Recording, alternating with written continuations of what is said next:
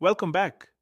Before the main event today, the Commission had some housekeeping, and it tells you a lot about how this inquiry has been going. The man you're hearing is Matthew Chaskelson, the chief evidence leader at the Madlanga Commission, the inquiry digging into police corruption around that massive Aeroton cocaine bust. Around 715 kilograms, roughly 300 million rand worth. The witness he's talking about, Karim, is tied to the Medicare 24 matter. Unexplained payments of R1 million and 1.12 million, audited financial statements that have never arrived, questions he agreed under oath to answer and then didn't. Here's the pattern Chaskelson lays out. This is the second appearance Karim has missed on medical grounds. He's been hospitalized. But watch the timing, Chaskelson highlights. The admissions seem to land right when his testimony is scheduled, while basic paperwork anyone could hand over sits outstanding for months. The Commission isn't accusing him outright. But they put their suspicion on the record and they warn him, show up on the 15th of July, or we make our findings without you. Keep that word in mind, pattern, because it's about to matter for the man who did show up today. If you want to follow this story as it unfolds, hit like and subscribe. Let's get into it. Mr. Chaskelson? Chair, I don't want to respond now because this is a debate, if it is ever going to arise, for another day. But I do want to place on record that we don't accept many of these submissions. And in particular, the one worrying thing that we see is what the medical reports disclose is that Mr. Karim has not been hospitalized continuously since April. He tends to get hospitalized just as his appearances before this commission are scheduled. And that is worrying. And it's particularly worrying in the context of a situation where very basic, quite aside from his appearances, there are very basic requests for some documents to be furnished, like financial statements. It doesn't take much to issue an instruction for financial statements of a company to be made available to this commission if you're not in hospital. And what we see is a simple refusal to comply with these notices, coupled with a pattern of, as an appearance date appears, suddenly Mr. Karim needs hospitalization. Now, it may be perfectly true. It may be that by coincidence, or possibly not by coincidence, his medical condition compounded by the stress of an imminent appearance requires his hospitalization. I'm not saying it's not true, but it is worrying. And what is particularly worrying is that very, very basic requests for information have been outstanding since Mr. Karim last testified, at a time when he was certainly fit enough to testify, fit enough to travel outside of the country, and we still wait for the documents that he promised us when he gave evidence. I don't want to say any more now. I'm hoping this never becomes an issue. So we just heard the Commission's frustration with a man who won't appear. Now meet the man who finally did. This is Tumelo Nku, the last of the 4 people arrested at that Aeroton scene to take the stand. And listen to how he introduces himself. An entrepreneur skilled in data analysis, in ethical hacking, in cyber penetration testing for, quote, various organizations. Even Chairperson Madlanga can't resist a dry line. He says he's happy to learn there's such a thing as ethical hacking. It sounds light. It isn't. Because everything Nku claims about who he is sits at the center of the question this commission has to answer. Earlier, another witness, known only as Witness J, told this inquiry that Nku wasn't a police informer at all, that he was a drug trafficker. Nku's entire defense rests on the opposite story, that he's a skilled, discreet source who tracks criminals and feeds intelligence to police. So when he describes his skill set, he isn't just bragging, he's laying the foundation for everything that follows, the tip-off, the arrest, the cash. Watch how carefully he frames himself, because in the next clip that self-portrait gets a lot sharper and a lot more serious. Stay with me. No, you can skip the ID number, definitely. Yes. I'm an entrepreneur in businesses with proficiency in data analysis, ethical hacking, consignment, and inventory management. conducting cyber penetration testing and research for various organizations. I am happy to learn that there's something called ethical hacking. Please continue, Mr. Nku. Okay, thank you very much, Chair. Consignment and inventory management, conducting cyber penetration testing and research for various organizations. The facts contained herein are within my personal knowledge, unless otherwise stated, and are to the best of my knowledge and both true and correct. The affidavit is submitted in response to. So we just heard Nku introduce himself as a hacker and an intelligence source. Now here's how that self-portrait met reality on the 9th of July 2021, in handcuffs. He's reading his account of the Aeroton scene. The drugs are out of the container. Police units are pouring in. Tension is climbing. And then a senior officer arrives. Major General Feroz Khan of Crime Intelligence. Khan walks up to Nku's car, asks who he is and what his business is there. And Nku tells him exactly what he's told this commission. I'm the source. I'm the one who gave the information to Chief Mashaba.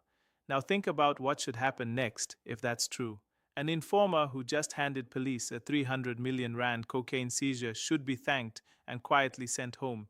Instead, Khan orders his immediate arrest. Hand over your phones. Step out of the car. That single moment is the knot this whole commission is trying to untie. Was Nku a source betrayed at the finish line, or was he caught exactly where a trafficker would be caught, standing right beside the product? He says source. The arresting general treated him as a suspect. And remember witness J, who told this inquiry he was a trafficker. 3 versions, 1 man, 1 car at the scene.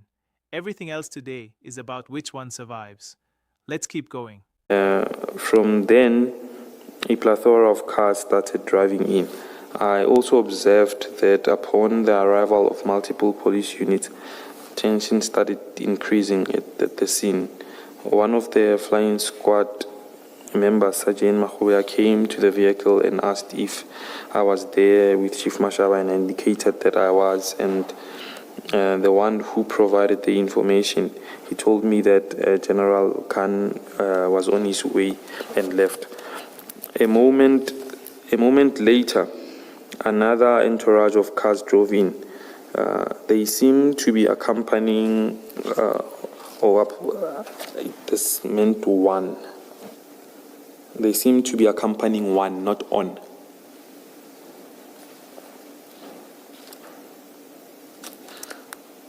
They seemed to be accompanying one person. As soon as the gentleman stepped out of his car, Sergeant Mokhoba rushed to him alongside with Warrant Officer Rihoto. Then they took the gentleman to an older gentleman whom I later learned to be Mr. Rickard. After they spoke, the gentleman who came with the entourage of cars went straight towards the scene, and I saw him opening Warrant Officer Mokhana's door. Then Warrant Officer Mokhana went to sit inside his car. Then he seemed to proceed to speak with the officer who came on the red gear, and he left him. As that officer seemed to be taking a statement from the lady whom Chief Mashaba and Warrant Officer Mokhana found at the Scania warehouse, the gentleman who came with the entourage spoke to Chief Traffic Officer Mashaba, then walked Chief Mashaba towards his car. Then, after Sergeant Mokhoba pointed at me in the car, he brought that gentleman towards the car. The gentleman introduced himself as General Feroz Khan, asked who I was and what was my business there. At that time, So we just watched Nku get arrested at the scene by General Khan. But his story doesn't end there, it gets darker. He describes an incident 2 years on. Men identifying themselves as crime intelligence, driving unmarked cars fitted with blue lights, stop him, force him onto the floor of his own vehicle, and take him to an unknown house. They demand his phones. And then, he says, one of them makes a remark that reveals what it was really about. They ask whether he really thinks he can send IP after the generals and get away with it. They warn him they're watching his every move. The commissioner puts it to him directly. This sounds like you were kidnapped. NQ agrees. That's a fair description. And here's the detail that lingers. He never opened a case. Why? He says he was threatened, that they knew where his mother lived, that these people were dangerous. You can read this two ways. Either Nku is a whistleblower being hunted by powerful people he exposed, exactly the picture he wants you to see. Or it's a story that conveniently explains why so much of the evidence around him has vanished. The commission keeps both doors open, but notice the shape forming. Every time the record goes thin, there's a reason ready. Stay with me, because next he explains how this all started. I was then asked if I had made any backups of the contents of my phone or of my mobile devices. I answered in the negative. One of the individuals made a remark that, do I think that I can send IP after the generals and get away with it? They also warned that they were watching my every move, and after several hours, I was then released. They dropped me off near the area where they found me. Mr. Nku, before you go further, just on that paragraph, it sounds as if you were kidnapped here. Is that a fair understanding? That's a fair understanding of what had transpired. Did you manage to open a case against some of these guys? I didn't open a case, and I have my reasons, because when this incident happened, it was masqueraded as an investigation or a further investigation. So we've seen the arrest and the alleged kidnapping.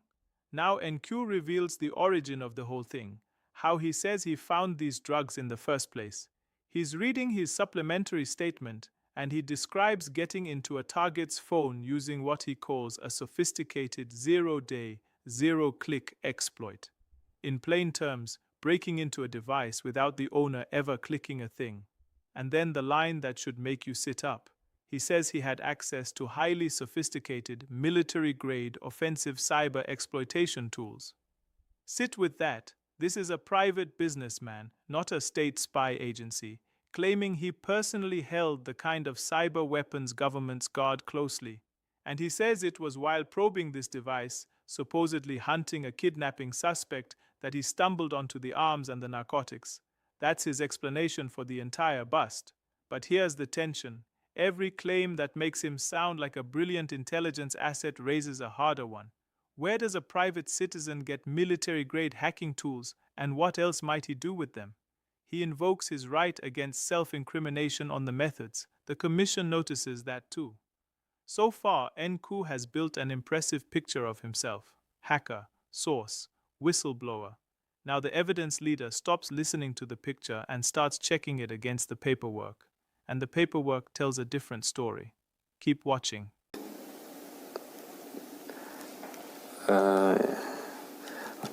Through my recon, and Chair, I would like to invoke my right against self-incrimination on this part, but though I do not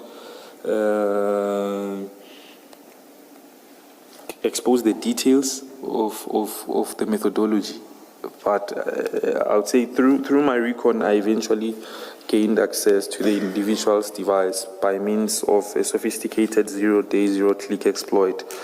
That at the time, I still had access to highly sophisticated military-grade offensive cyber exploitation tools.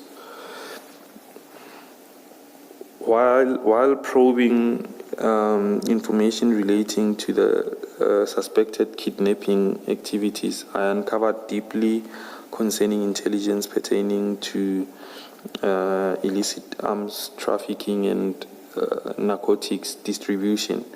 I immediately alerted the individual who had initially provided me with the intelligence, and advised him that though no information relating to kidnapping had been identified on the specific device, I had discovered evidence suggestive of other serious criminal activities. So we just watched NQ describe himself as a hacker and a confidential source feeding intelligence to police. Now the evidence leader takes that claim apart, using the police's own rulebook. The commission pulls up the official crime intelligence prescripts, the formal process for recruiting and registering an informant. Profiling, recruitment, a handler, an informant number, a signed source handler agreement, the whole structure.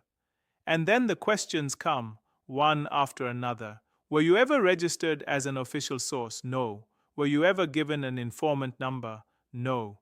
Did you ever sign a source handler agreement? No. Was anyone ever assigned to handle you? No. Listen to how that lands. NKU has spent the day calling himself a confidential source, but by the police's own definition, on paper, he was nothing of the kind. Not Lieutenant General Mfazi, the Deputy National Commissioner he says he tipped off. Not Chief Mashaba, the man he dealt with most. Neither was ever his registered handler because there was no registration at all. So what does that make him? That's the gap the commission is prying open. A man who acted like an insider, who claimed the protections of one, but was never formally inside anything. Hold on to that, because it makes the next question, why he was even at that scene, almost impossible to answer cleanly. Let's continue. This is our chairperson. Mr. Nku, my question to you is this. Have you ever been registered as an official SAPS informant? No, Chair. And that means you've never been issued with an informant number?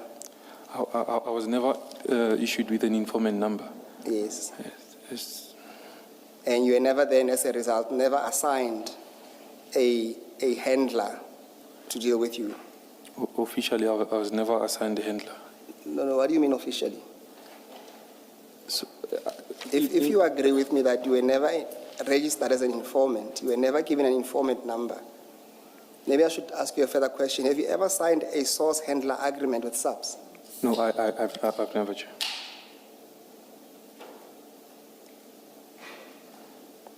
So my next question then is that you have never assigned, you could never have been assigned a handler in those circumstances. Do you agree? I agree. Thank you. And in those circumstances, then you'll agree with me that Lieutenant General Mfazi could not have been mistaken at any stage to be your handler? No, I've never stated that he's my handler. Yes. So, and similarly, any suggestion that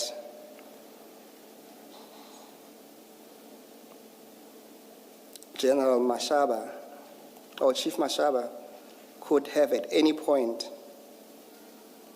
been considered or at least referred to as your handler, that also will be completely incorrect?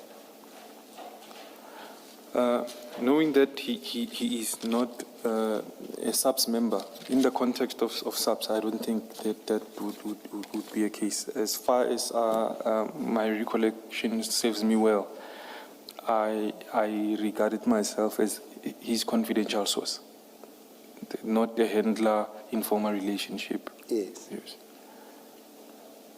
As a source of information. So we just established that Nku was never actually a registered informer, which sharpens the question the Commission now hammers. If your job was just to point out the truck, why were you there, following the drugs all the way to the scene? Nku's answer is that Chief Mashaba instructed him to come. But that runs straight into a problem. Mashaba testified the opposite. In the transcript, Mashaba says Nku asked to come along, because in the past he'd given information and been told operations were unsuccessful, so this time he wanted to see it through with his own eyes. So the Commissioner puts it plainly. Mashaba is either mistaken or untruthful, and Nku makes a striking choice. He says Mashaba was being untruthful. He didn't ask to tag along. Think about what he's doing.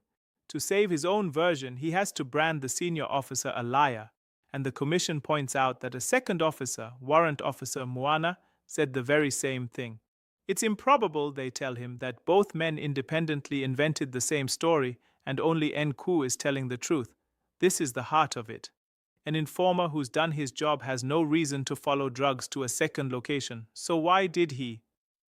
The commission senses the real answer is closer than he's letting on, and they turn to the one piece of evidence sitting in his car. Keep watching. You see, Chief Mashaba was asked this question because it is an important question. Why, if Mr. Nku is an informer, why is he part of this? And his answer was, you asked to join. It was that simple an answer that he gave. He said he was there because he asked to join us. What do you say to that?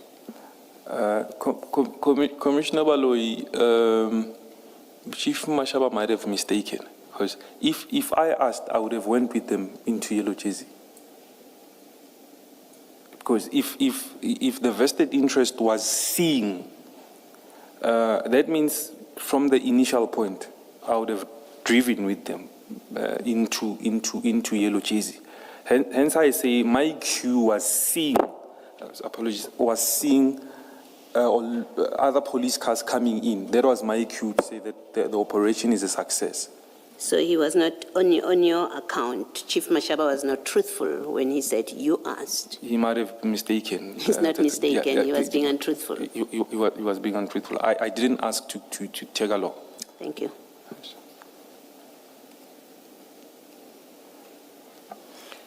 Thank you, Chair. Just to complete that last exchange, just for your benefit, to read what Chief Mashaba said. He says, well, so this is from the transcript. He says, well, Mr. Nku asked me that it would be a problem for me to accompany you guys because other informations I have give other people.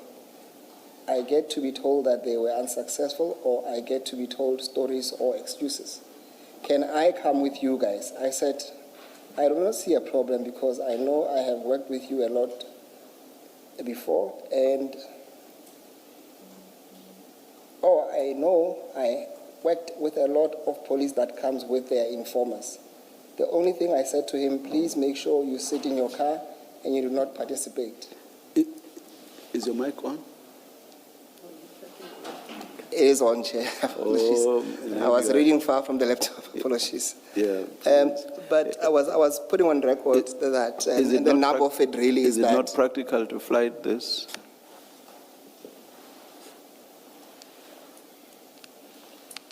Chair, they'll try and get it up. Thank you.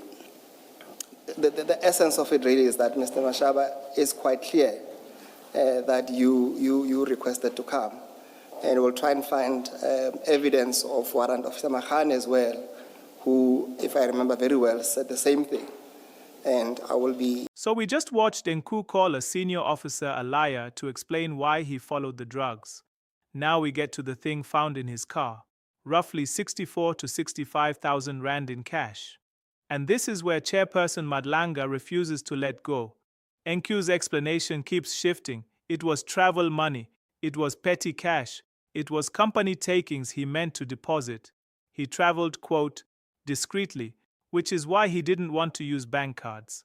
The chair presses on every version, and none of it holds. Accommodation cost 4,000 or 5,000 a night, so why carry 65,000? Then Madlanga does something rare. He states the suspicion directly. At the scene of a drug bust worth hundreds of millions, unexplained cash forces questions and inferences, and he spells out the worst one, that some might think Nku had that much cash to pay out the people who helped get those drugs out of the system. Now the chair is careful. He says this is not a finding, it's the lowest level of possibility. He's explaining why they're pushing so hard. But once a judge says those words on the record, they don't unsay themselves. The whole informer story now hangs on whether Nku can explain that cash. He hasn't yet. And the commission is about to test his explanation against something harder than memory, his bank statements. Let's keep going. I will leave it at that for now. Can I just make a point?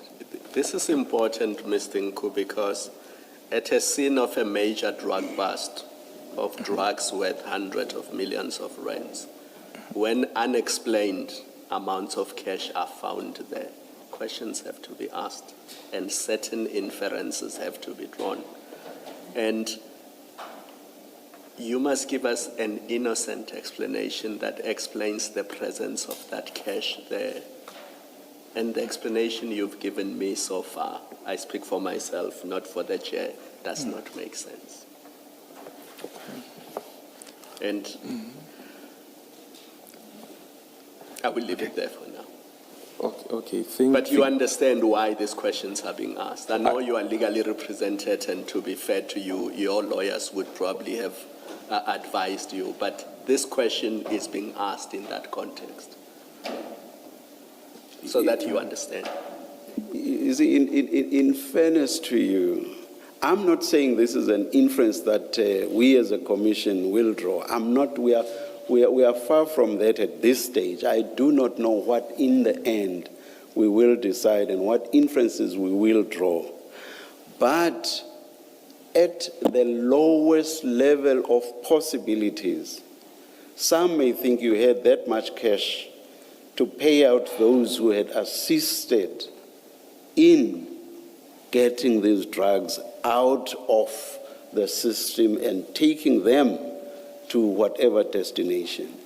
I'm saying at the lowest.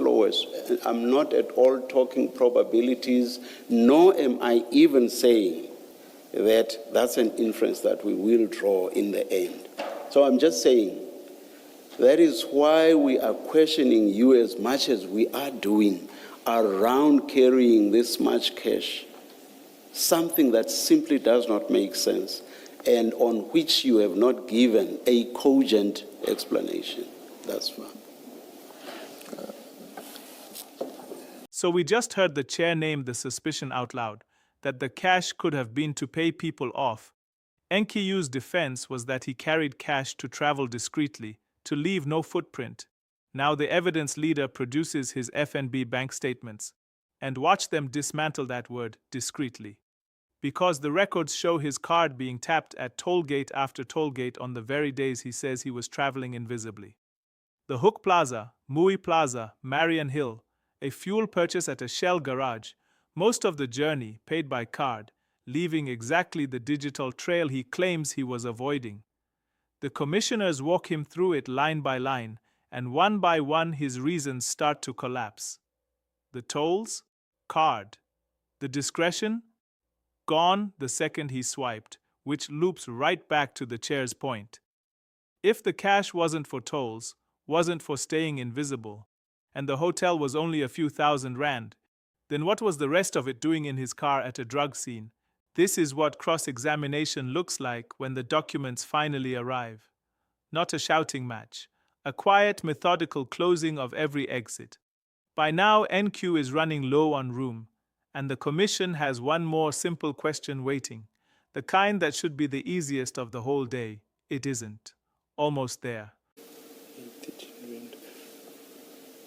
Yes, Chair. You have this huge stash of cash. You've not used it for the tolls, and now you've not used it for a fuel purchase.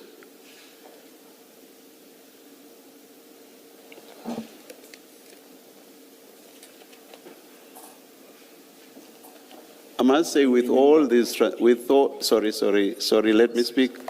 I must say with all these transactions where you did not pay cash during your travels, it makes it very difficult to believe the story that you carried 64,000 rand or 65,000 rand to use it for your travels. What's your comment, Mr. Nku? I have used part of the money for my travels, Chair. No, I'm making a slightly different point. I'm saying the transactions that we actually see that show that you did not use the cash suggest to me that this question about you having carried cash to use it for your travel may well not be true. That is the point I'm making to you. What comment do you want to make in that regard? I'm not asking you about what you may have partly used the money for. What's your response to what I'm suggesting to you? Chair, I would say that I have used part of the money, And because what costs more would be accommodation. accommodation which was 4,000 or 5,000 rand, and yet you carried 65,000 rand. That just doesn't make sense at all, Mr. Nku. So we've watched Nku's cash story unravel against his own bank records, and the day ends not with a bang, but with a question so simple it's almost gentle. The evidence leader asks him, "Which hotel did you stay at in Durban?" The hotel he says he paid for in cash, the one expense his entire cash explanation now leans on, and Nku can't name it. He stalls. He talks about booking sites that take cash. He says he's thinking, trying to remember where he stayed. The commission asks him to speak up because the transcript has to capture it, and still, nothing. So Madlanga makes it easy. "Go home," he says. "Think about it overnight. We want that hotel tomorrow. Sit with how that lands."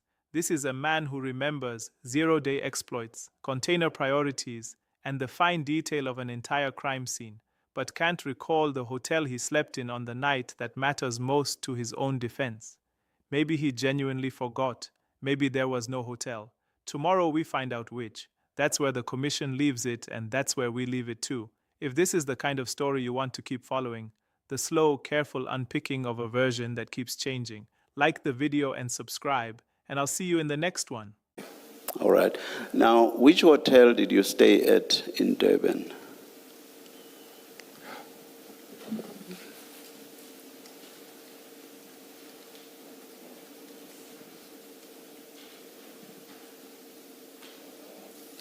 A hotel where you paid cash. How many times do you pay cash at hotels? A hotel where you paid cash. What hotel was that? You do pay cash when you do immediate booking via the bookings.com. They do take cash. I'm thinking, where did I stay? Please speak up. I hear that. Apologies, Chair. I'm thinking, where did I stay then?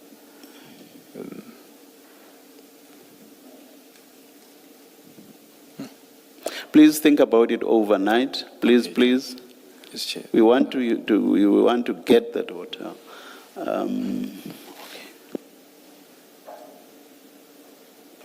Mr. Musigiri, should we not? It's 6:15, and I had said 6 p.m. Let's adjourn and resume at 9:30 tomorrow. Please be here before that, Mr. Nku.